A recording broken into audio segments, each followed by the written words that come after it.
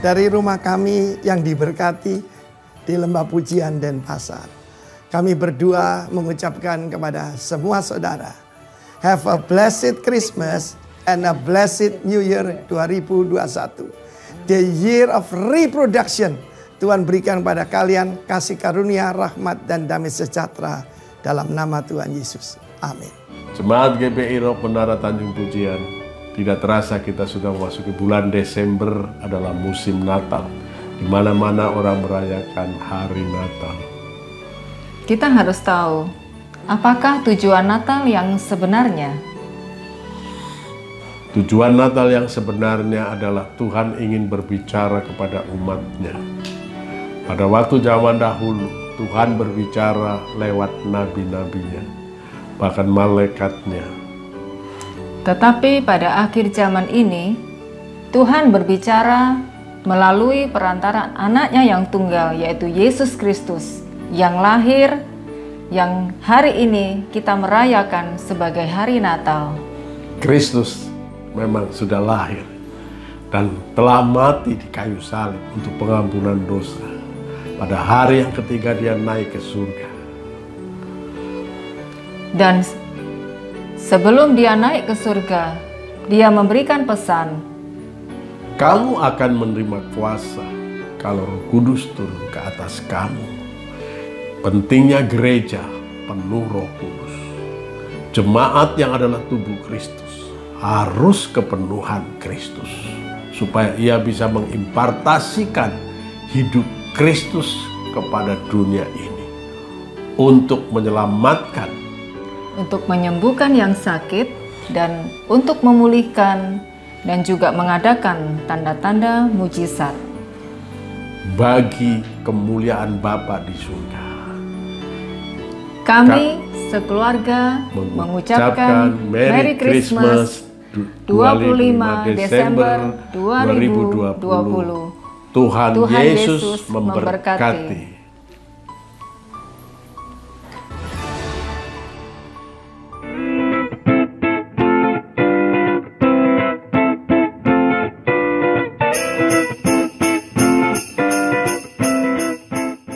Evelyn, pe kabar Dodo pusing kita pe kepala. Marana lihat dang ini pak pandemi. So susah kita semua kuah. Mari kita pepai tua sudah pakai PHK. Oh, iya kita dulu pak hayal-hayal mau ongkang-ongkang kaki di rumah bagi kipas-kipas boy. Mari ini dong. Dodo kita pepai tua so ndak kerja. Mari kita harus bawa bantu akang cari kerja. Walah, mari sekarang anak tahu ndak? Kita sudah jadi penjahit kuah. Walah sama bu. Aku juga ini kepengen jadi orang kaya. Kipas-kipas doang. Enak dong. Tapi ini aku cuma jual sate. So sama dong kita. So harus bekerja kuat. Bantu kita pepai tua. Mak kalau enggak mau makan apa kita? Oh iya. Mana kita petaman itu? Pak Yosef. Ibu Lina. Yang ada palia kuat. Di mana? Iya. Pak Yosef dan Ibu Lina. Shalom. Shalom. Shalom. Itu dia Ibu Lina dengan Pak Yosef baru datang. Orang dua somong juta ini dang. Kamari Jo, ayo. Mari Jo. Masuk Jo, masuk Jo. Iya, teman sudah datang. Mari Jo. Halo, kita so tunggu-tunggu. Matur ibu-ibu. Sekarang kok tambah cantik. Iya, tuh bandonnya dipakai dulu bu. Iya. Iya, aku cantik dong. Ayo Pak Urung. Udah pusing nih kepala 8 gini. Kita udah bahas itu kuat. Susah nih kita gara-gara corona. Masuk hilang pekerjaan. Orang banyak susah kuat. Pusing kepalanya. Bah, ibu-ibu ini kalau ngumpul ceritanya pengen jadi orang kaya. Saya itu bu punya mimpi kerjaku jadi perintah-perintah si orang kaya itu. Lah emang situ kerja apa tak? Saya tukang parkir bu. Wah, pantas banget. Jadi kenyataan. Aduh, tidak boleh kita ketawain teman kita. Kita ini patut bersyukur loh bu, apapun keadaan kita. Di luar sana banyak orang yang tidak ada pekerjaannya. Iya dah. Ya enggak apa-apa kuak. kita tuh mesti punya mimpi yang besar-besar sekali. Karena keadaan so susah, mimpi harus besar, babak besar. Jangan ada pikir kecil-kecil doe.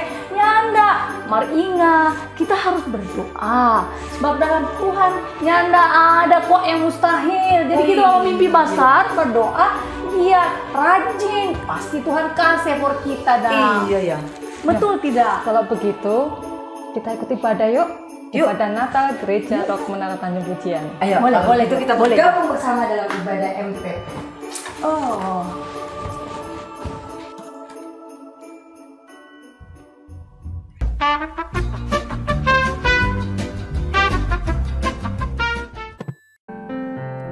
Shalom, Bapak Ibu Saudara yang terkasih, khususnya Jemaat Menara Tanjung Pujian yang sangat dikasihi dan diberkati Tuhan.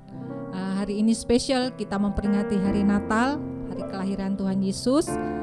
Kita berharap bahwa kelahiran Yesus bukan hanya sekedar membawa damai, sukacita dalam hidup kita, tetapi membawa pertumbuhan lebih dewasa lagi, sehingga menjadi Kristus di muka bumi ini. Amin, haleluya. Mari kita bersukacita, kita mau menyembah, kita mau mengagungkan Yesus Kristus lahir di muka bumi untuk karya penyelamatan bagi kita semua. Haleluya.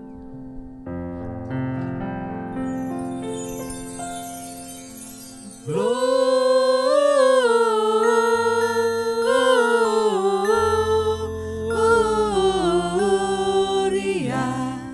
muliakan Tuhan.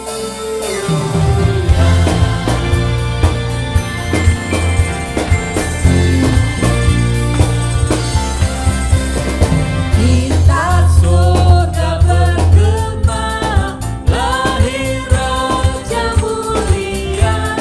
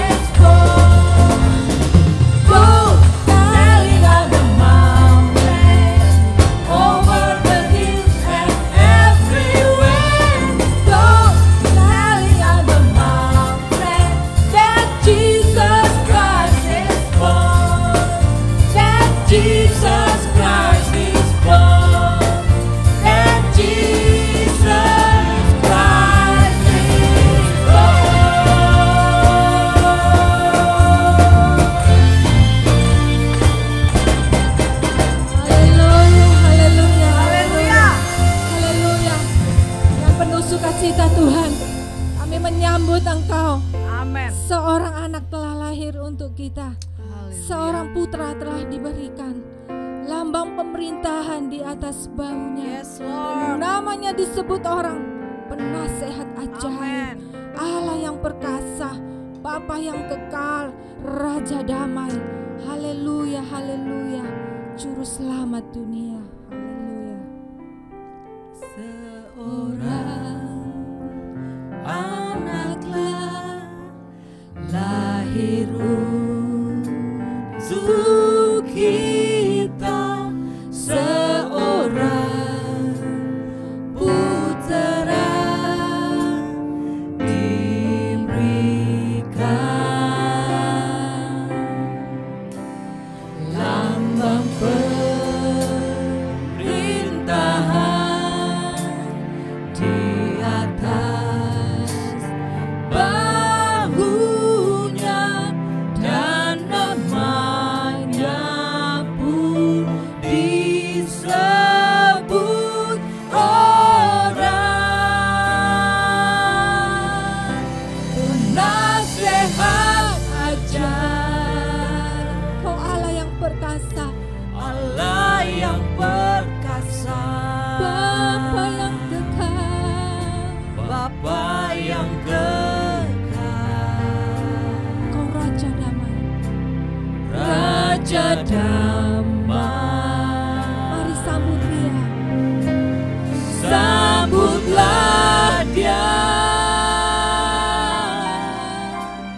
Yesus Tuhan, Juru Selamat dunia.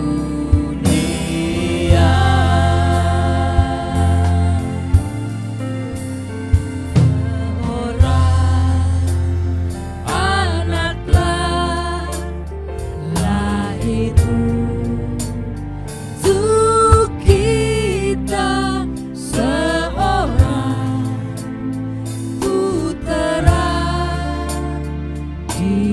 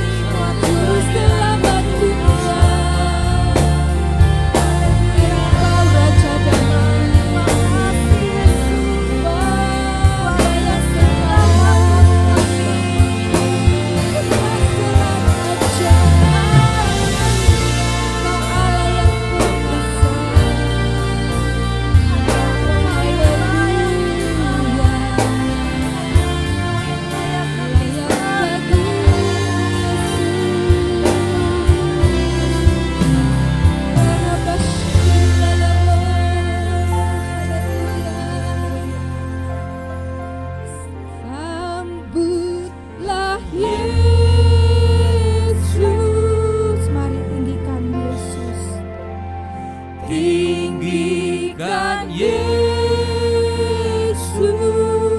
beri Dia hormat, beri Dia hormat, pujian dan kuasa. Yesus Raja,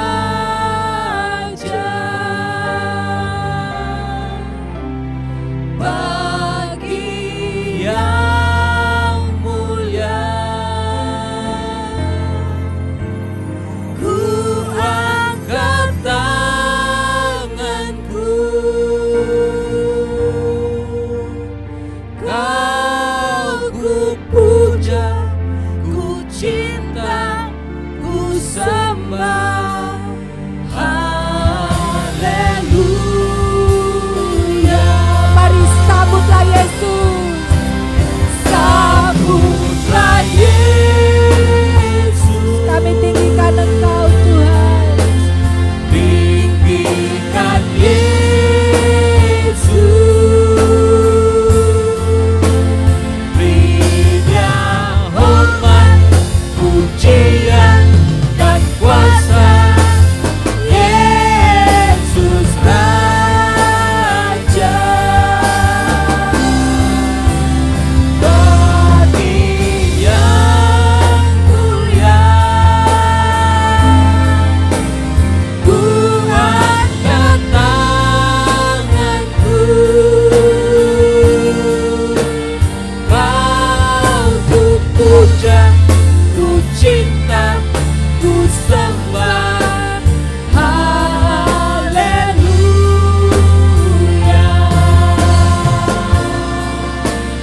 Kau ku puja, ku cinta, ku sembah. Haleluya.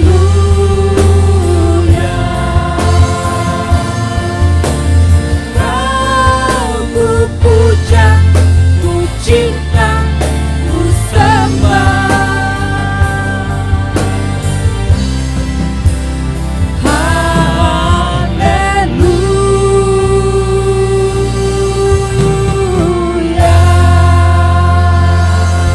haleluya, haleluya, haleluya,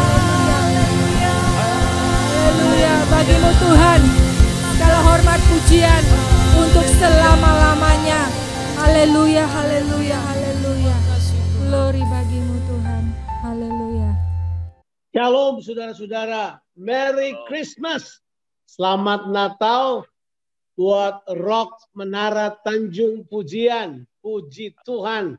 Ini adalah satu kesempatan yang sangat luar biasa.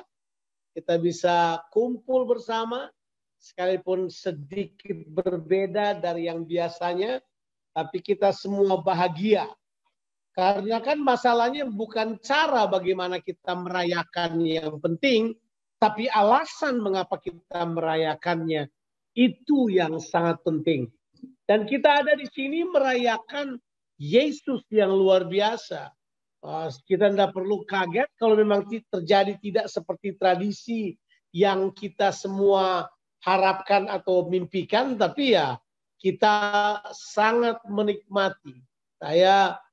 Kita sekaligus melihat bahwa sebentar lagi kita akan masuk ke tahun yang baru. Kita tentu bisa saja mengatakan bahwa tahun 2020 ini kayaknya bukan tahun yang baik buat kita. Tapi bagi saya secara pribadi, tahun 2020 adalah tahun yang paling luar biasa. Tahun yang paling stretching kita untuk menjadi yang jauh lebih baik. Tahun 2020 menurut saya adalah tahun yang luar biasa menolong saya untuk kembali on track. Ada track-track yang Tuhan sudah siapkan buat kita sekalian. Untuk itu, saya mau kita sekalian mempersiapkan hati kita. Mari kita berdoa terlebih dahulu. Bapa di sorga, hamba-Mu berdoa supaya penyampaian firman Tuhan ini akan menjadi berkat bagi semua orang yang mendengarkannya. Yang berdoa firman yang hidup, firman yang berkuasa, firman yang kuat, yang lebih tajam dari pedang bermata dua manapun dilepaskan di tengah-tengah kami. Yang berdoa waktu firman-Mu disampaikan, sembuhkan yang sakit, kuatkan yang lemah, biar kami semua akan menerima berkat dari kebenaran firman Tuhan. Urapi hambamu ya Tuhan. Tanpa Engkau hamba tidak bisa berbuat apa-apa.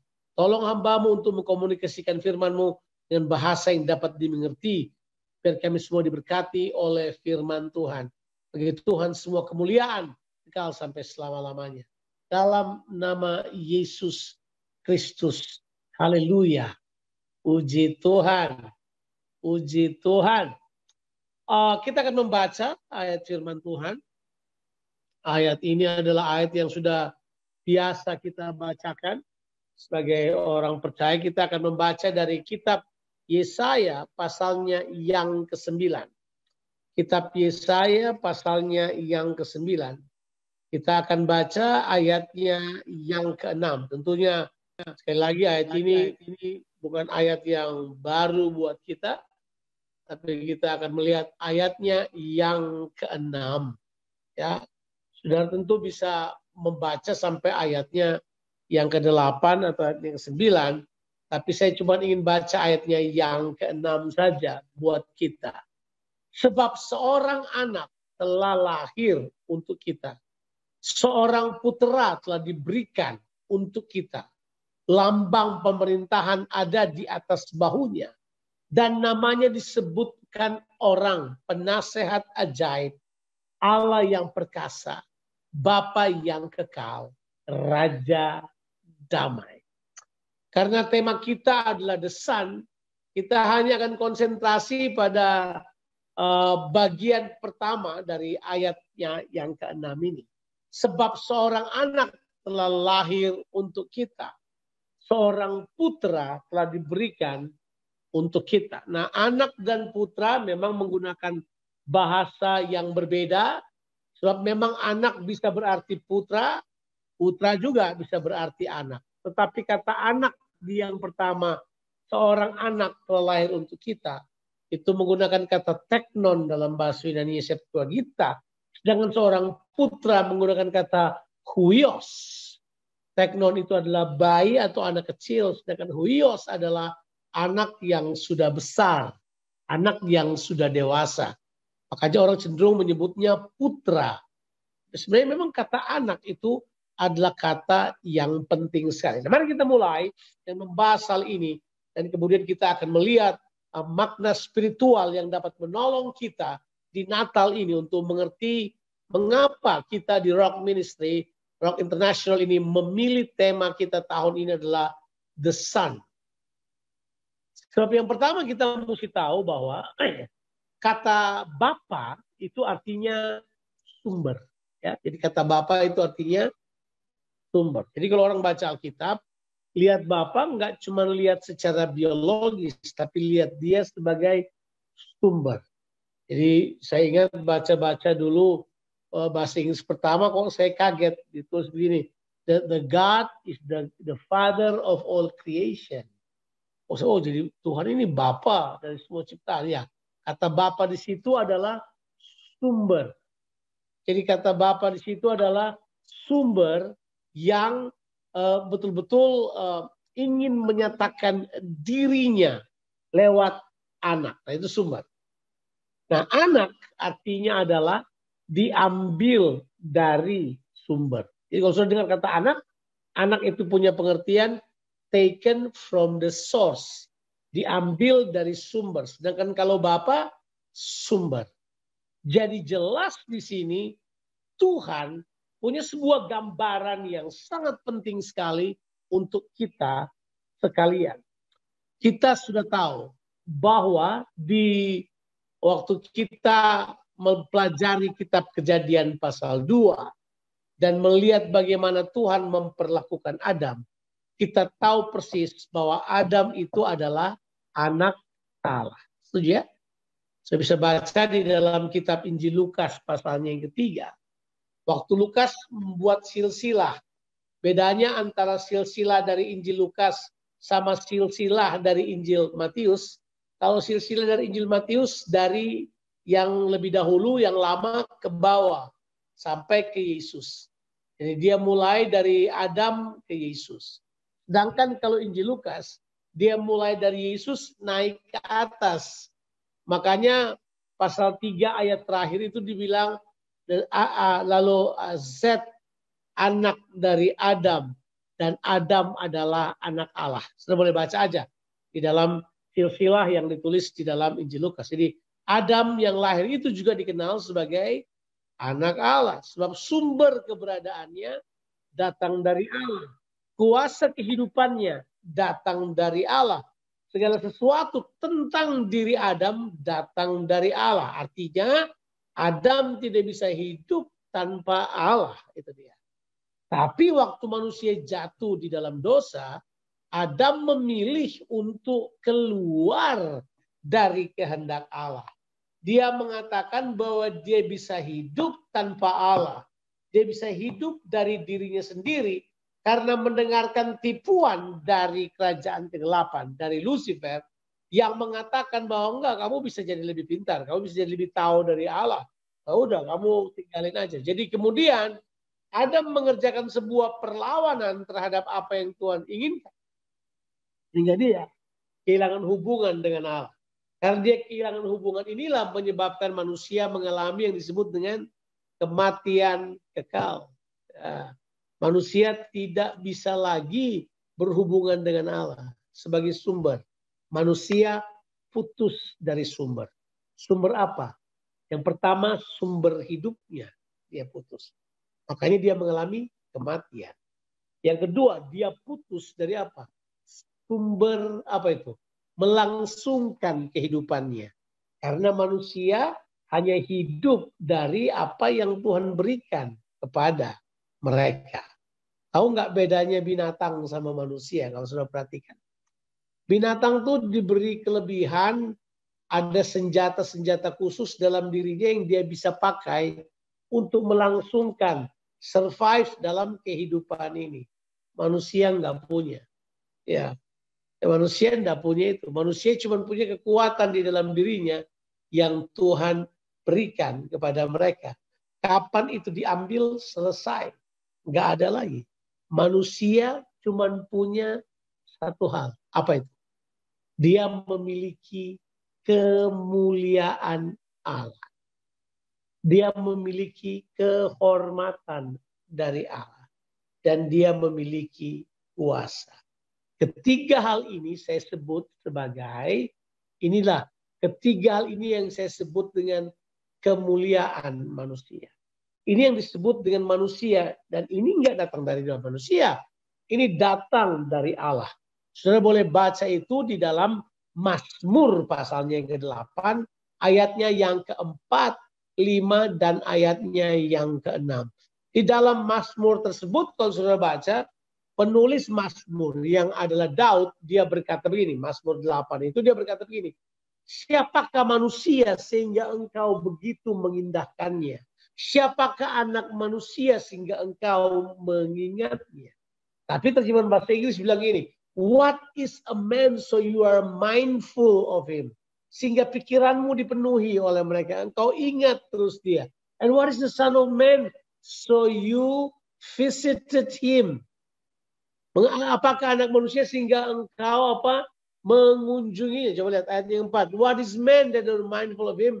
And the son of man that thou visitest him. Itu kata yang dipakai. Siapakah anak manusia sehingga kau mengingatnya? Apakah anak manusia sehingga kau mengindahkannya? Ah, itu dia. Jadi manusia tidak punya kelebihan senjata atau apa seperti yang dimiliki oleh binatang. Tapi manusia memiliki kemuliaan Allah. Manusia memiliki apa? Keserupaan dengan Allah. Makanya ayat yang kelima bilang, tapi engkau telah membuatnya hampir sama dengan Allah. Hampir semua penulis dan pakar-pakar teologi berkata bahwa Tuhan tidak mungkin lagi mengangkat manusia lebih tinggi dari apa yang sudah Tuhan berikan kepadanya pada waktu penciptaan. Sebab kalau dia angkat lebih tinggi, mereka menjadi seperti Allah. Mereka menjadi equal dengan Allah. Mereka diberi kesepertian, keserupaan. Ingat, serupa bukanlah sama. Ya, itu kita mesti tahu. Likeness is not equalness. Likeness, kita serupa dengan Tuhan, tapi kita bukan Allah. Kita tidak menjadi manusia, tidak menjadi Allah. Kita tetap adalah manusia. Dan Tuhan begitu mencintai kita. Sumber kita itu ada di situ. Tapi waktu kita jatuh, 3 hal tersebut hilang, saudara. Manusia kehilangan kemuliaan. Manusia kehilangan kuasanya. Kuasa untuk apa? Kuasa untuk hidup seperti yang Tuhan inginkan. Manusia kehilangan kehormatannya. Tapi itu dia yang saya mau katakan kepada saudara. Anak yang Tuhan berikan atau putra yang diberikan buat kita. The Son yang diberikan buat kita. Ini the Son yang memulihkan kembali hal-hal tersebut. Nah, di dalam Injil Matius kita sudah baca bahwa kita dibaca kitab Yesaya, tapi dalam Injil Matius saya sudah yakin sudah baca ayat 23. Waktu Yusuf melihat Maria mengandung, dia sedikit kaget. Dia masuk pada sebuah dilema di mana dia berpikir, aduh, bagaimana ini berlawanan dengan semua kebiasaan orang Yahudi. Seandainya Yusuf lapor kepada salah satu tua-tua Israel, maka Maria harus dirajam dengan batu sampai mati. Karena dia mengandung seorang anak yang tidak diketahui bapaknya. Anak itu pasti illegitimate child, anak yang tidak sah. Tapi waktu Yusuf berkata demikian, malaikat intervensi. Malaikat berkata kepada Yusuf, Yusuf, jangan ceraikan istrimu. Sebab anak yang dikandungnya itu adalah anak yang datang dari Roh Kudus, berasal dari Roh Kudus. Benihnya dari Roh Kudus, berarti anak ini anak Allah. Dia akan menjadi anak Allah. Itu kata dipakai. Dia menjadi anak Allah. Dan karena dia akan menebus dosa semua umatnya. Baca itu di dalam Matius 1 ayatnya yang ke-20. Terus kemudian dia berkata, dan inilah tandanya bagimu, pertanda bagi Yusuf bahwa itu tuh Tuhan akan datang, ada seorang anak darah yang akan mengandung dan melahirkan seorang anak, dan namanya akan diberi nama Immanuel. Nah itu tuh, anak itu muncul, putra itu muncul. Bahwa ada putra yang diberikan, dia gak biasa. Dia akan menjadi penebus manusia. Kalau kita gunakan kata yang kita mengerti, dialah yang akan memulihkan kembali hubungan yang hilang. Terputusnya manusia dari sumber hidupnya. Sebab manusia tidak bisa kembali. Masih ingat?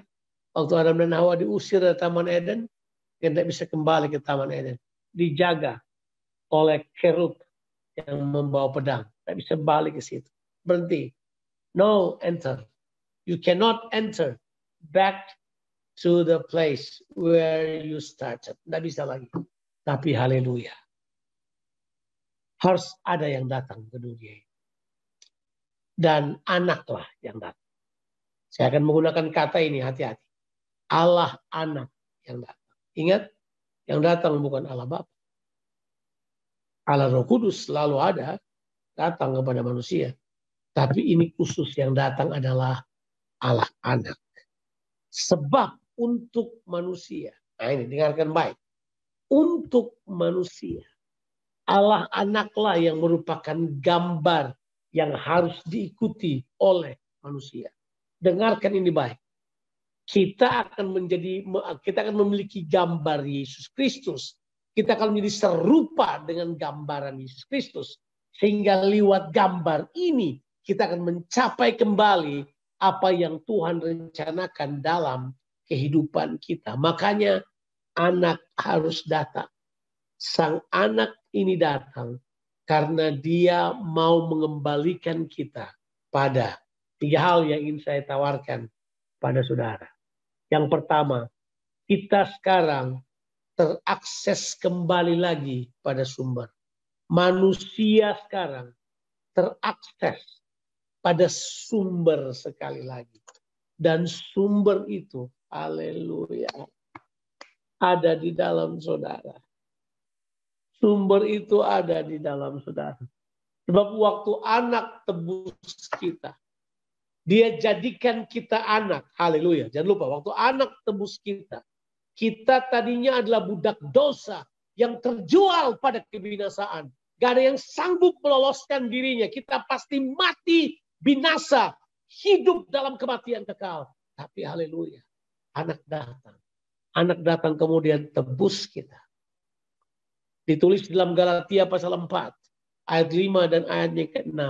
Dia datang untuk menebus kita, supaya kita diterima menjadi anak. Haleluya. Itu berarti kita kembali terakses pada sumber. Terakses pada sumber itu punya pengertian. Kita sekali lagi, ini dia. Kita manusia sekali lagi punya jalan untuk kembali kepada Tuhan. Kita punya jalan lagi untuk bisa menerima dari sumber. Kita dijadikan anak. Itu punya pengertian kita pun dapat kembali kepada sumber. Haleluya. Kita kemudian sumber itu ada dalam kehidupan kita. Bapa, Anak, Roh ada. Berdiam oleh Yesus Kristus dalam kehidupan kita. Kita bisa berhubungan dengan Bapa. Kita bisa bersama dengan Bapa. Kita punya hubungan yang indah dengan Tuhan. Kita kembali kepada sumber. Kita terakses pada sumber. Haleluya. Di tengah-tengah pandemi ini, di tengah-tengah akademi ini, di tengah-tengah kesulitan ini, ingat ini, kita terakses. Haleluya. Coba saudara. Zaman dahulu orang harus datang bakar persembahan baru bisa tahu punya hubungan dengan Tuhan. Mereka harus datang, dombanya diperiksa bercacat apa tidak. Imam kemudian potong, sembelih, baru kita cuma lihat asap naik ke atas. Semuanya seperti itu. Tapi kitab Galatia berkata, enggak. Kita terakses sama sumber. Kita terakses pada sumber kita. Seperti ikan ketemu air. Kita terakses kepada sumber kita, yaitu hadirat Tuhan. Pribadi Allah. Manusia hidup karena nafas Allah. Nafas Allah ini kita akan temukan kembali. Dia berbicara kepada kita oleh firman-Nya. Menghidupkan kita. Saudara, kita bergairah. Karena kita menjadi anak-anak Allah. Ya, ditulis dalam Galatia pasal 4. Karena kita ini kembali terakses pada sumber. Haleluya. Berbahagialah kita. Tapi haleluya yang kedua. Bukan cuma kita terakses pada sumber. Kita kemudian diberi kewenangan. Diberi otoritas. Diberi wibawa. Supaya kita kemudian terakses pada warisan. Wow, kita terakses pada warisan. Kita terakses karena di Galatia pasalnya yang keempat, ayatnya yang ke-7 ditulis begini. Dan jikalau kamu anak, itu tuh jelas. Dan jikalau kamu adalah anak, ya, itu jelas. Dalam Galatia pasal 4 ayat yang ke-7. Kalau kamu adalah anak, maka apa? Anak adalah apa? Maka kamu, itu dia itu, juga adalah ahli waris. Wow, kita kemudian menjadi ahli waris oleh Allah. Kita terakses kepada warisan. Name it, warisan apa? Warisan itu ada beberapa di Alkitab sih. Seluruh bumi adalah warisan. Itu jelas. Ya, bangsa-bangsa adalah warisan. Masih ingat? Di dalam Mazmur pasal 2 ayatnya yang ke-9, ayat 8, 9 ya. Mintalah kepadaku. Maka bangsa-bangsa akan kuberikan kepadamu. Sebagai apa? Warisanmu. Oh my God. Warisan apa lagi? Ada banyak warisan. Tapi bangsa-bangsa. Makanya mari gereja Tuhan mulai mengerti warisannya. Warisan kita adalah kota, suku-suku bangsa. Bangsa. Itu yang Tuhan percayakan buat kita. Jangan cuma berpikir cuma mau kebaktian terus. Ada yang lebih besar yang Tuhan mau kita kerjakan. Kekristenan bukan cuma menyelenggarakan kebaktian dari minggu sampai minggu. Kekristenan adalah mewarisi bumi dengan karakter-karakter ilahi. Mewarisi bumi dengan banyak hal. Kita diberi warisan. Kita terakses pada warisan. Cuma makanya ada banyak anak-anak Tuhan yang itu, yang ngerasa kayak, aduh saya mau apa ya, kok saya susah, mau ini. Saudara, mentalitas saudara perlu diubah.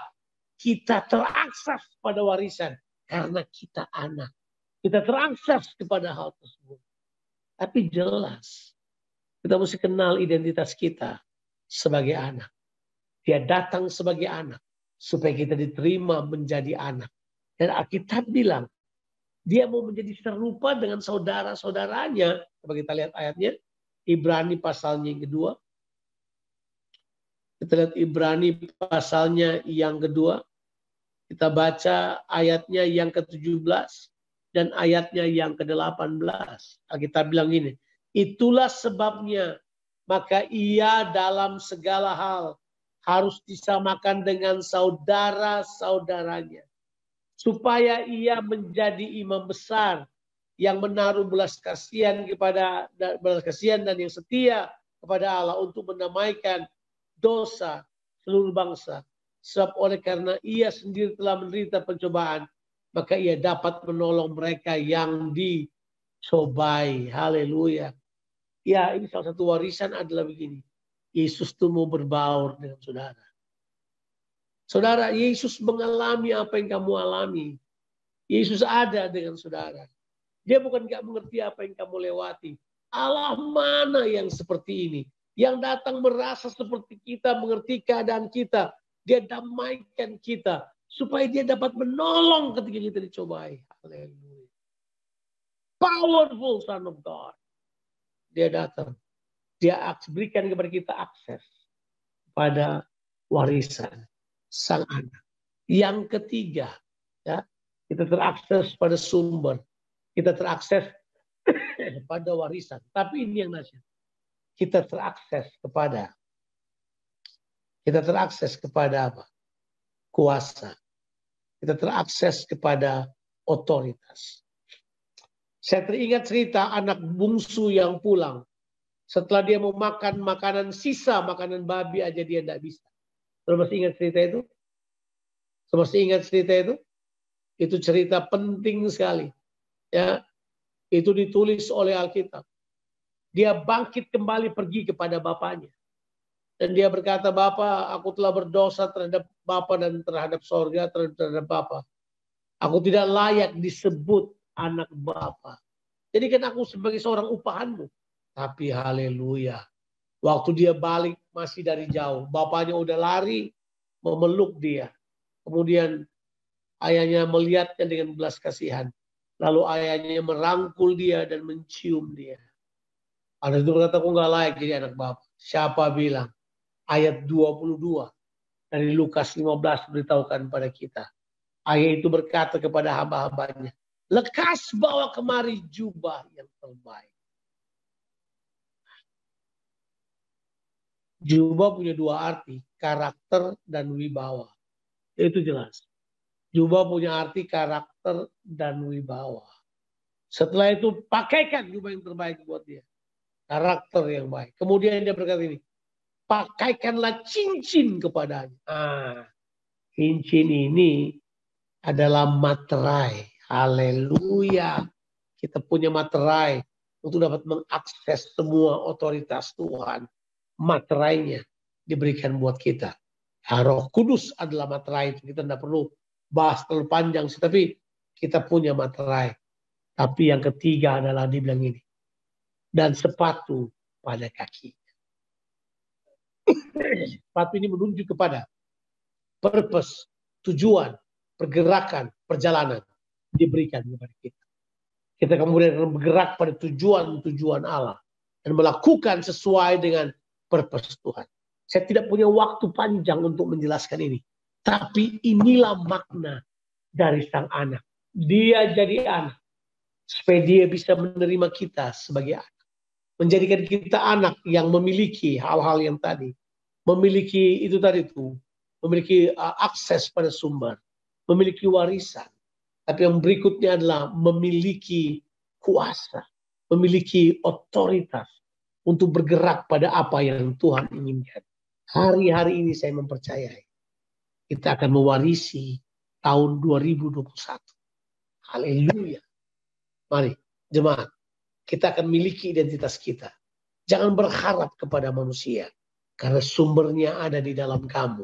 Sumbermu kelihatan dengan jelas. Sumbermu kuat. Sumbermu cukup. Sumbermu tidak akan pernah habis. Sumbermu berlimpah-limpah.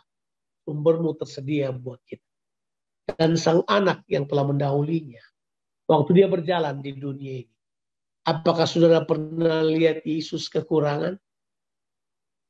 Dia memilih untuk menjadi sederhana, tapi dia tidak pernah kekurangan. Lihat resources. Dia lewat di sebuah tempat, orang tahan untuk dia bayar pajak.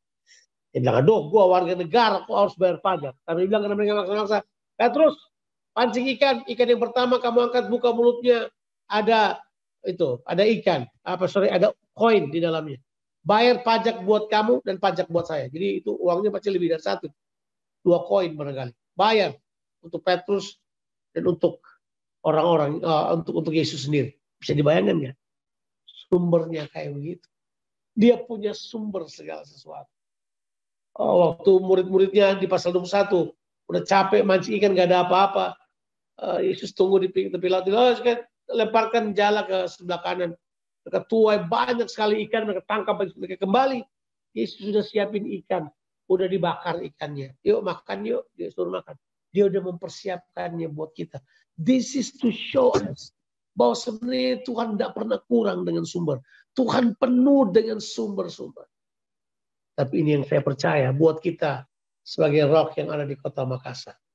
Ada sumber manusia yang Tuhan siapkan. Sumber-sumber ada pada tuayan-tuayan yang akan Tuhan bawa dalam kehidupan kita.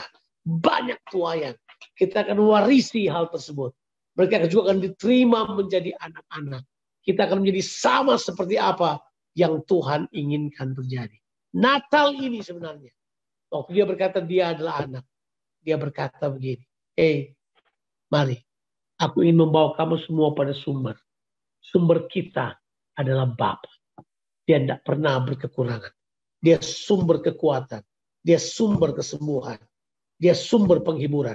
Dia sumber dari semuanya. Sebagai anak, kita punya akses di dalamnya. Mari kita nikmati Natal ini. Sekalipun Natalnya agak berbeda. Tapi Natal kita adalah Natal yang spesial. Karena Tuhan yang sumber adanya itu ada bersama-sama dengan kita. Anaknya telah diberikan buat kita. Supaya kita dapat menjadi anak. Seperti yang dia inginkan. Hidup sesuai dengan yang dia mau. Tuhan memberkati kita sekalian. Merry Christmas. Amin. Haleluya.